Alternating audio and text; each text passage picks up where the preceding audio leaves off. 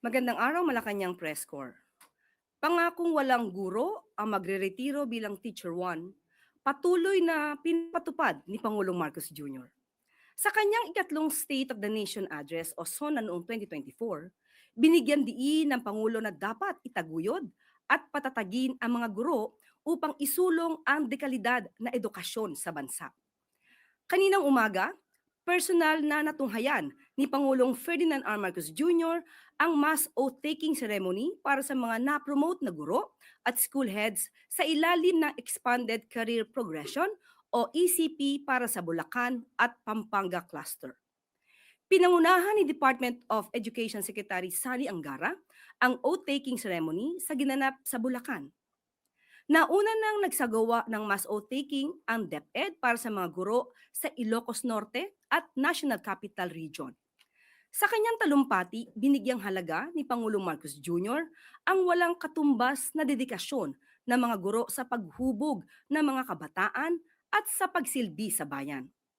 Muli ring binigyang diin ng Pangulo ang pangakong mas lalo pang paiigtingin ang kalidad ng edukasyon sa bansa hanggang sa matapos ang kanyang administrasyon. Ngayong taon, naglaan ng pamahalaan ng 1.34 trillion pesos para sa sektor ng edukasyon. Kasabay nito, naipamahagi na rin sa mga guro ang recognition incentive, teaching allowance na tig 10,000 piso at 7,000 pisong medical allowance simula 2025. Personal ding binisita ni Pangulong Marcos Jr. ang medical mission ng DepEd sa Bulacan sa ilalim ng Yakap at Kalinga program. Kabilang sa mga serbisyong naibigay sa mga guro at estudyante ang libreng konsultasyon, gamot at pagsusuri sa vital signs at iba't ibang screening services. Sa ilalim ng bagong Pilipinas at sa administrasyon ni Pangulong Marcos Jr., walang guro ang mapag-iiwanan sa kanilang mga posisyon. Ngayon, we are continuing to recognize the journey of the teachers in Bulacan and Pampanga who have shaped the future of our children and in that way are shaping the future of our nation.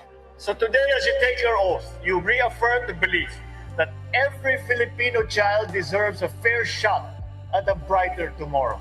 Teach not only knowledge, but empathy, not only skills, but character. Because long after the lessons are over, what your students will remember most is how you made them believe in themselves. And that, more than anything else, is how a nation is truly transformed. Oplan kontra baha, pinalawak ng DPWH sa Bicol Region. Alinsunod sa utos ni Pangulong Ferdinand R. Marcos Jr., natutukan ang isyu ng pagbaha sa iba't ibang panig ng bansa. Double time ang trabaho ng mga kawani ng DPWH sa pangunguna ni Secretary Vince Dizon para ibsan ang pagbaha sa mga low-lying areas ng Bicol Region. Nilinis ng mga tauhan ng ahensya ang mga estero, kanal at ilog upang tanggalin ang bara at panatilihing maayos ang daloy ng tubig sa mga ito. Malaking kapanatagan ito, lalo na sa mga komunidad sa lugar na madalas nagtitiis sa masamang epekto ng baha. Isa sa mga tinututukan ng Oplan kontra baha, ang Sagup Creek sa Naga City na siyang itinuturing na isa sa mga critical waterways sa lungsod o mga daluyan ng tubig na maaaring pagmulan ng matinding pagbaha tuwing malakas at walang tigil ang pag-uulan. Maliban sa nasabing creek, umusad rin ang Oplan kontra baha sa ibang lugar gaya ng Greater Metro Manila, Cebu at Bacolod. Inihahanda na rin ng ahensya ang paglilinis ng mga daluyan ng tubig sa Laguna, Iloilo City at Cagayan de Oro bilang bahagi ng malawakang kampanya ng administrasyon laban sa pagbaha.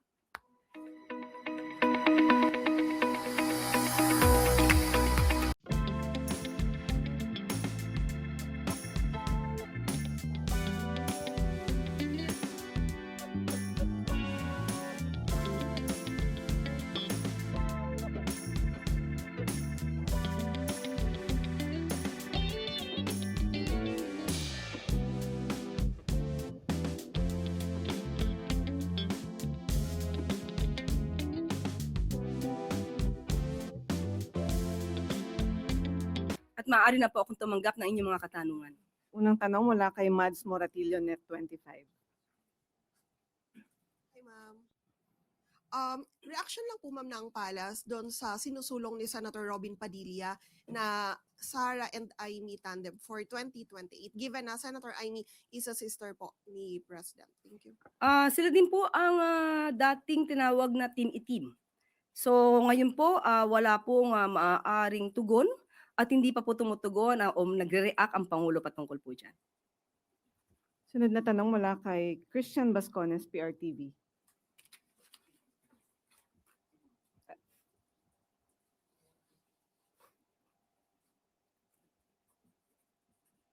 Can the palace clarify why Customs Commissioner Arnel Nepomucenu's appointment document is dated February 2, 2026 when he was officially sworn in June 30 last year po? Ang kumakalat na sinasabing papalitan si Commissioner Arnel Nepomuceno ay wala pong katotohanan. Ang lumalabas po ng dokumentong yan ay ibibigay po natin mismo sa NBI dahil marami na po talaga ang namimihasa, umaabuso sa kanilang mga sinasabing freedom of expression. So yan po ay ipapaalam at ihatid natin sa NBI para makita at maimbestigahan kung saan nanggagaling ang mga peking impormasyon na yan. So Malacanang completed its review of DNR Secretary Lotilla's appointment records po. Despite his nomination being bypassed 3 times by the CA, is the palace now considering resubmitting his nomination, seeking legal clarification on his eligibility or preparing to appoint a replacement if confirmation remains uncertain? As of now po, I cannot give you any update. Hihingi po ako maya-maya patungkol po kay Secretary Lotilla. Last po ma'am, may nangangamba po bang revamp or balasahan sa mga appointees ni Presidente? Sa ngayon po, wala pa pong ipinaparating sa atin na anuman. Kapag ka po meron na, ibibigay ko po sa inyong update. Maraming salamat. Sunod na tanong mula kay Rafi Ayeng, Daily Tribune. Good afternoon, ma'am. Ma'am, you're wearing pink. Is it Is nice? that signals na nililigawan talaga ng administrasyon si dating Vice President Leni Robredo? Ikaw naman, nagsuot lang ako ng pink pero naagad mali siya. Wala po. Ang kulay na sinuot ko ngayon ay wala pong kaugnayan sa anumang politika. Wala pong anumang update kung nililigawan ng sino man dahil ang sabi nga po natin kahapon pa ay wala pa po sa isipan ng Pangulo at ng administrasyon na ito ang patungkol sa pamumulitika o humanap ng sino mang kandidato para sa 2028. Darating po ang panahon na yan. Sa ngayon po, ang tutok po ng Pangulo ay trabaho. Ayun po, ayusin ang mga issue patungkol sa baha at ang pag-angat po ng ekonomiya ng bansa. And follow up lang po, lumulutang yung Leni Riza, pambangga dun sa Sara Amy. Ano pong reaction ng palasyo? Wala pa rin po. Hindi pa rin po ito na pag-uusapan. Sabi nga po natin trabaho, hindi bakasyon. Thank you. Sunod na tanong mula kay Michelle Gilang, All TV. Good afternoon, Yusek. May we get the palace's reaction to the remarks from the Makabayan bloc describing Vice President Sara Duterte's announcement of her intent to run for president as a threat to congressmen amid the pending impeachment complaint? They think that her declaration could be intended as a panakot to congressmen so they would reconsider their positions on her impeachment. How does the palace view these statements? Opinion po yan ng Makabayan Bloc. Siguro kung yan po yung nararamdaman nila, maaaring may katotohanan. Pero sa mga nahalal po sa House of Representatives, ganyan po ba ang gusto nilang makita ng taong bayan na sila ay natatakot dahil lang sa pagdedeklara na tatakbo ang isang vice-presidente sa pagkapangulo sa 2028? Hindi naman po siguro sila ganon kaduwag para lang matakot dahil nagdeklara lang ang isang tao na siya tatakbo sa pagka-presidente. Sunod na tanong mula kay Jean Mangaluz, Philippines.com. Good afternoon. So, Mary Jane Veloso's family and migrant advocates have repeated their call for clemency for her. The family said that they've been directly communicating with the palace over this request. So, the group even challenged President Marcos to visit to visit Ms. Veloso. So how does the palace respond to this? Ang huli ko pong tugon at yun po ang pinakahuling ibinigay sa aking impormasyon, inaaral po yung pinaka-minutes of the meeting para kung magkaroon man po ng pagdedesisyon ng Pangulo, wala po siya malalabag na anumang protocol or anumang nababanggit sa minutes of the meeting. Meeting po with who? Minutes of the meeting nung nung ito ibinigay nung isinurrender sa atin, nagkaroon ng repatriation, negotiations for repatriation ni Miss Mary Jane Veloso. Titignan lamang po nila kung ano yung naging usap. Pero is the palace inclined to grant her clemency? Sa ngayon na hindi pa po natin masasabi dahil inaaral pa po. May timeline po ba? May timeline? Wala pong naibigay sa atin. Sunod na tanong mula kay Ann Soberano, Bombo Radio.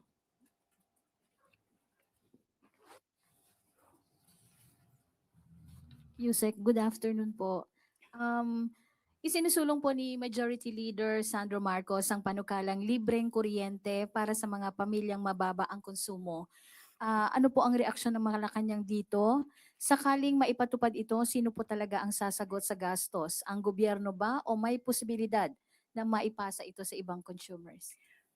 Sa ngayon po, ipinapaira na po ng administrasyon na libre ang hindi lalagpas sa 50 kilowatt-hour na konsumo ng mga benepisyaryo ng 4Ps. So kung magiging maayos po ang provision na ito sa bill na ilulunsad or nais na isabatas ni Congressman Sandro, pag-aaralan po ito.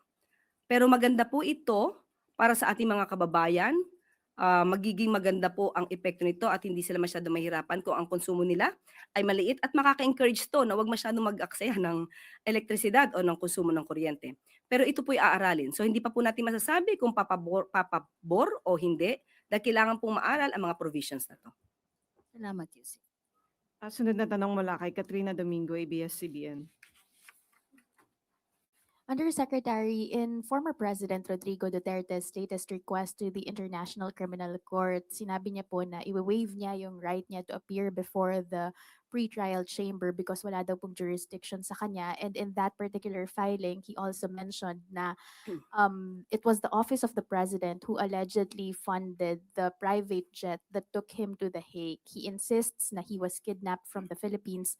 May we get a confirmation or a reaction from the palace with regard to the allegation na ang taxpayers' money daw po ang ginamit para pondohan o rentahan yung eroplanong nagdala sa kanya doon? Ang pagpapadala po sa dating Pangulong Duterte sa ICC or sa The Hague ay ayon po sa batas. RA 9851, maliwanag ang sinasabi sa Section 17 na kapag ang isang kaso o isang complaint ay dinidinig na sa isang state o international tribunal or court, maaari pong i-dispense with na ng gobyernong ito ang anumang pag-iimbestiga at hayaang magpatuloy ang pag-iimbestiga sa nasabing state or international tribunal. At yun po ang ginampanan at yun ang naging paraan ng gobyernong ito para po makamtan ang sinasabi nating hustisya ng mga nag-complain or kahit po ang akusado. Kung taxpayer po ang ginamit ito lang po ay naaayon sa batas dahil gumaganap lang po ang gobyernong ito sa kanyang katungkulan maliban po sa sinabi nating pag-cooperate with the Interpol, pagpapatupad ng batas na RA 9851, meron din pong residual obligation ang administrasyon na ito upang ipatupad ang dating napagkasunduan na nung tayo pa ay miyembro ng ICC o ng Rome Statute. Ma'am, follow-up question. Meron pong ilang previous statements si President Ferdinand Marcos Jr. saying na his administration will not recognize any arrest warrants kasi hindi na daw po tayo miyembro ng ICC. How do you reconcile that statement from the succeeding actions of the administration? And maybe also get a categorical answer if it was the OP who funded the plane to The Hague?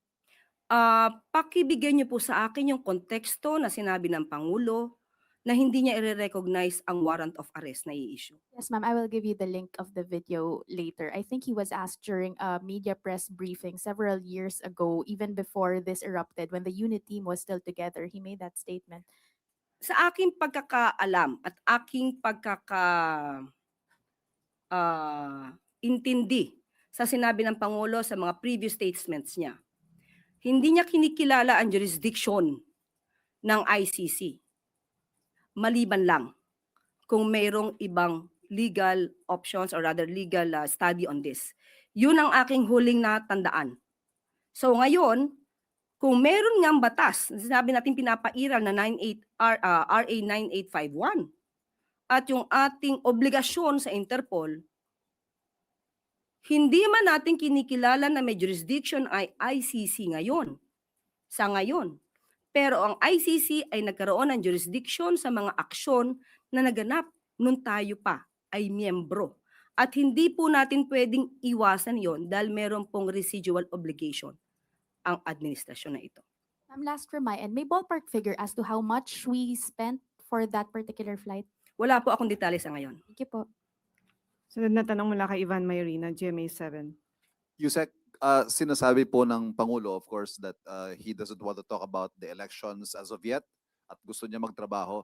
Pero gustuhin man po niya at hindi, following Vice President Duterte's announcement yesterday, it's going to be political. It's going to be about the elections moving forward. How does the President see this affecting his plans, his governance? Wala, hindi maapektuhan. Maapektuhan ba ng isang vice presidente na nag-announce lamang siya na siya'y tatakbo ang pagtatrabaho ng Pangulo? Kung ang iisipin lamang ng Pangulo natin ay ang mga sinasabi ng vice presidente, hindi natatakbo ang gobyernong ito. So hindi po maapektuhan ang focus ng Pangulo para maiangat ang ekonomiya ng bansa, maiangat ang buhay ng bawat Pilipino, at masolusyonan ang issue sa baha na hindi na solusyonan noon pa. And given that, makakaasa din po kaya tayo na the President will make statements concerning the Vice President's tirades against him. Dahil yun nga po, it's election season. Nung pa natin sinasabi, lahat ng sinasabi ng Vice Presidente, halos doon. Fake news. Ano pa ba ang dapat sagutin pa ng Pangulo kung kayo mismo taga-media alam nyo na ang lahat halos ng sinasabi ng Vice Presidente ay fake news? Sunod na tanong mula kay Sammy Dinilla, Business Mirror. Good afternoon, ma'am. Mag-follow up lang po kami regarding po dun sa naging commitment ng DPWH kay President regarding sa flood control. May na-mention po ba kung may ilang target flood control projects yung target ma-complete ng DPWH before mag-start po yung rain season this year? Kahapon ay nag-usap po sila ng Pangulo. Ang detalye po ay na kay Sec Dave, pero po ang natatandaan ko na banggit sa atin, meron pong inaasahan tayo na pagpapagawa ng classrooms ng 13,000. Yun po ang isa na banggit. At of course, patuloy pa rin po ang ayusin ang mga hindi natapos na mga proyekto, lalong-lalo na siyang nagiging sanhi ng pagbaha. Ibibigay ko yung detalye, pagkakuha ko lamang po ng mga papel. Thank you po. Sunod na tanong mula kay Christian Bascones, PRTV. Ma'am, in connection na po doon sa naunang tanong. Tanong ng masa po. Nasindak po ba yung administration dito sa several announcement like BP Sara announcing her decision to run for president in 2038 and yung sinasabi si Senator Robin Padilla supporting VP Sara and Amy Marcos? Ang Pangulo masisindak? Hindi naman po kasindak-sindak yung pag-a-announce na siya'y tatakbo sa pagkapangulo dahil ramdam na po even before ang kanyang pangangampanya sa labas. So hindi po nakakagulat kung siya mag-announce na siya'y tatakbo bilang Pangulo. Sunod na tanong mula kay Christian Yusores, DZMM. Yusek, nag-post po ng Instagram story si former Vice President and Naga City Mayor Leni Robredo about an ocular inspection para po sa pagbisita raw ni Pangulong Marcos. Can you confirm if the President will visit Naga anytime soon at ano po yung pakay ng Pangulo doon sa pagbisita? Nabanggit ko po kanina sa ating good news. yung Oplan kontra baha ay pinasimulan na po sa Naga City ng ating Pangulo. Busy po ngayon ang kawani ng DPWH para linisin ang mga kanal, ang estero at ang ilog sa Naga City. Yan po ang bibisitahin ng ating Pangulo at totoo po, nabibisita po siya at makakasama niya po ang Mayor Leni Robredo ng Naga City sa February 21. Sabado. And bukod po doon sa activity po ni President doon sa Naga, are we expecting na magkakaroon din sila ng iba pang conversation outside doon po sa project? Yan ang abangan nyo. Yun lang po ang ating, yun lang po ang binigay na impormasyon dahil nga po ang pinasisimulan nga po ng Pangulo itong Oplan kontra baha at isa sa mga lugar na kanyang pinatutukan ay ang Naga City. So, yun lamang po. Kung ano pang pag-uusapan nila, abangan na lang po natin.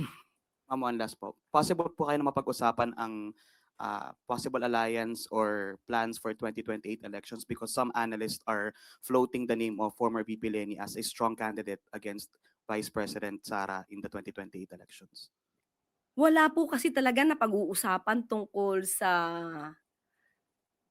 pangangampanya o kung sino man ang magiging kandidato sa 2028. Hindi pa po kasi panahon ngayon, napakaaga po pa kasi para tayo mag-announce na ikaw'y tatakbo o hindi. Napakaaga para mamulitika. Ang dami pong dapat na ayusin sa bansa natin. Maraming dapat na ayusin na interes ng ating mga kababayan. So masyadong maaga ang pag-usapan kung sinong tatakbo sa 2028. Follow-up question mula kay Ivan Mayrina, GMA7. So, sorry, follow-up lang po dun sa nabanggit ninyo. So ano po kaya ang motibo ni VP Sara sa kanyang maagang pag-anunsyo? Siya po tanungin niyo. Hindi ko po alam ang kanyang utak. Would you have a theory?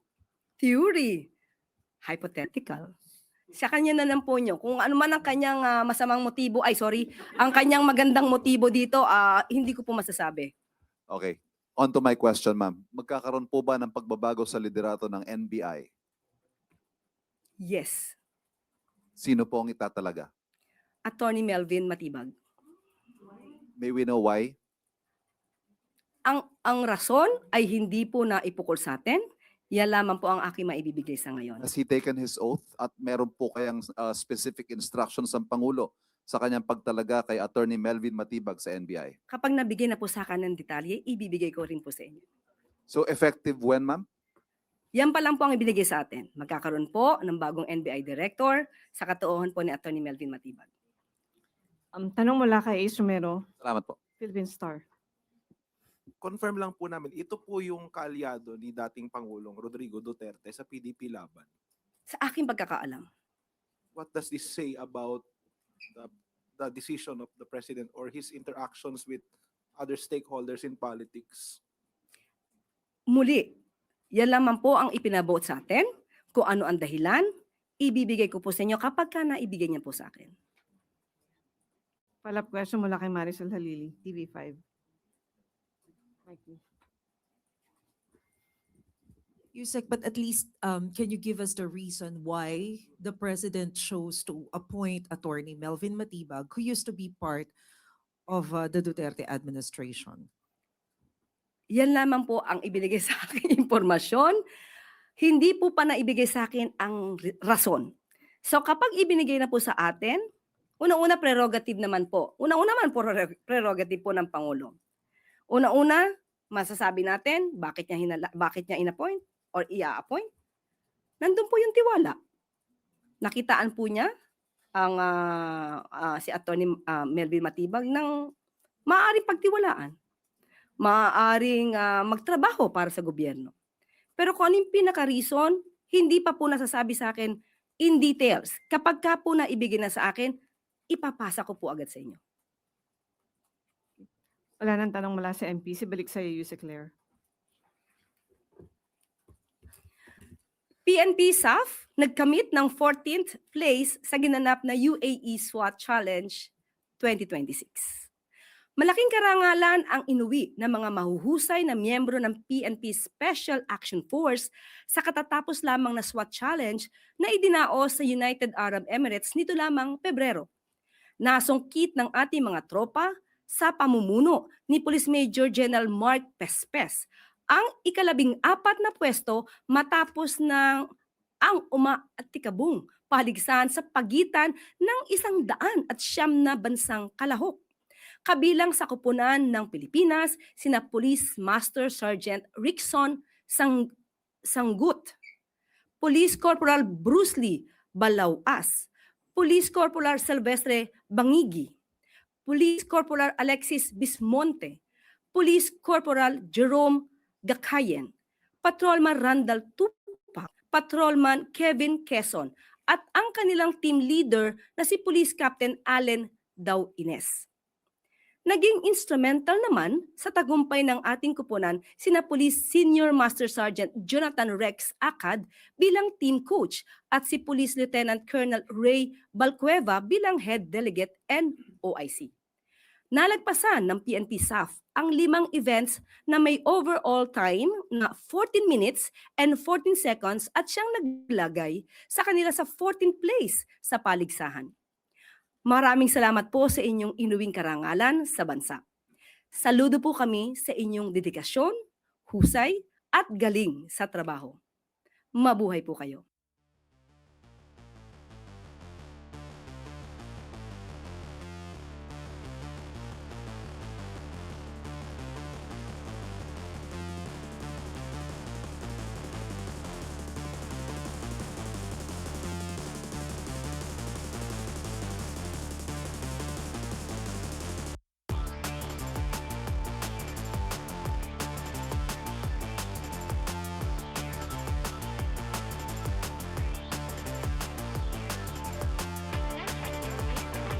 At bago po tayo magtapos, ligtas na mga lansangan, patuloy na isinusulong ni Pangulong Ferdinand R. Marcos Jr. Puspusan ng operasyon ng Land Transportation Office upang masiguro ang panatag na paglalakbay ng mga motorista sa bansa. Alinsunod ito sa direktiba ni Pangulong Marcos Jr. Ayon kay LTO Chief Assistant Secretary Marcos Lacanilao, patuloy ang paghahabol ng ahensya sa mga hindi lisensyadong sasakyan bilang bahagi ng kanilang anti-colorum operations. Simula noong February 9 hanggang 11 ngayong taon, umabot na sa 353 na colorum na sasakyan ang nahuli ng LTO. Sa nasabing bilang, 107 dito ay na-impound, habang 246 ay isinailalim sa technical impoundment kung saan ang mga plaka lang ng sasakyan ang kinukumpiska ng LTO. Maliban dito, formal ding inilunsad ng LTO ang K9 unit bilang bahagi ng kanilang mas pinatibay na pagpapatupad ng batas trapiko, inspeksyon sa mga terminal, checkpoint at iba pang operasyon ng ahensya. Nauna na ring naglunsad ang LTO ng Mobile Command Center o MCC bilang tugon sa kanilang pangangasiwa sa mga operasyon at upang masiguro ang tuloy-tuloy na pagbabantay sa mga lansangan. Ang mga programang ito ng LTO ay ilan lamang sa mga hakbang ng pamahalaan sa ilalim ng liderato ni Pangulong Marcos Jr. na naglalayong unahin ang seguridad ng mga motorista sa bansa. Naniniwala si Pangulong Marcos Jr. na ang kaligtasan ng mga lansangan ay bahagi ng pag-unlad ng bayan na patuloy namang isinusulong sa ilalim ng bagong Pilipinas.